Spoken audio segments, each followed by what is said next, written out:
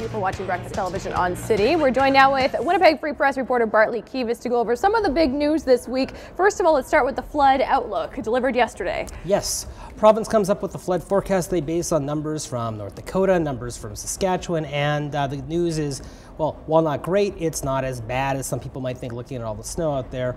Minor to moderate flooding. What does that mean for the city of Winnipeg? Well, if they have an average amount of snow and rain for the remainder of this winter and the beginning of the spring, we'll be looking at the river in the city to peak at 17.3 feet. James, what the heck does that mean? That's a flood that people will notice. The river levels will be high. Maybe a small number of low-lying properties might need to be sandbagged, but not as big as 2011 or 2009. Not a big deal in the sense of the city's preparation.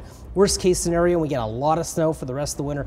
We may have a 19.5-foot flood, and that means that maybe a few more properties have to be sandbagged, but the reality is still it's not as bad as the ones we've had in the last couple of years.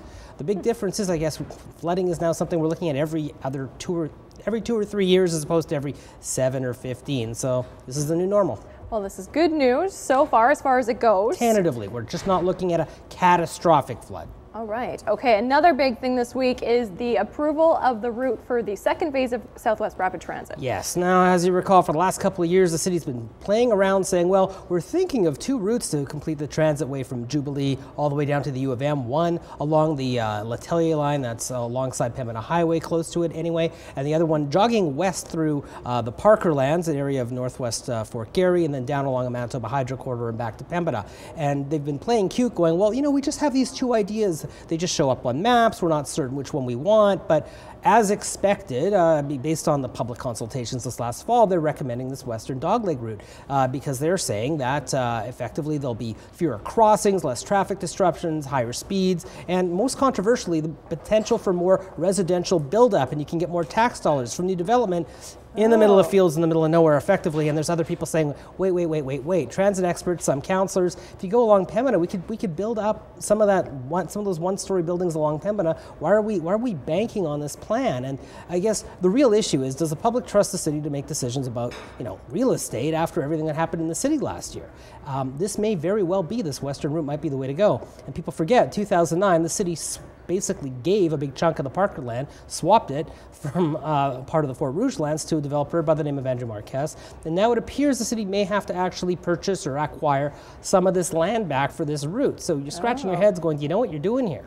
Okay, so it was approved by the committee, but we still have a long way to go. Correct. It has to go to Executive Policy Committee in March, and then it has to go to Council as a whole towards the end of March. So by reading week, when, I'm sure all the kids are looking forward to, they're saying, Mom, Dad, we're looking forward to reading week and what's going on with the Southwest Transitway. So do you anticipate this will go through? I think so, unless there's some huge public opposition to it, but I don't get it. There's areas.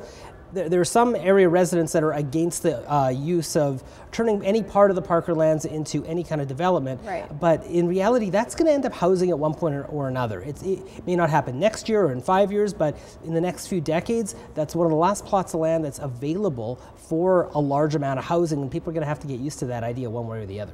All right, we'll have to wait for the final decision. Thank you so much, Bartley. You're welcome. Looking forward to having you back in a couple weeks' time. Yep, thanks. We're taking a quick break here on BT. Stay with us.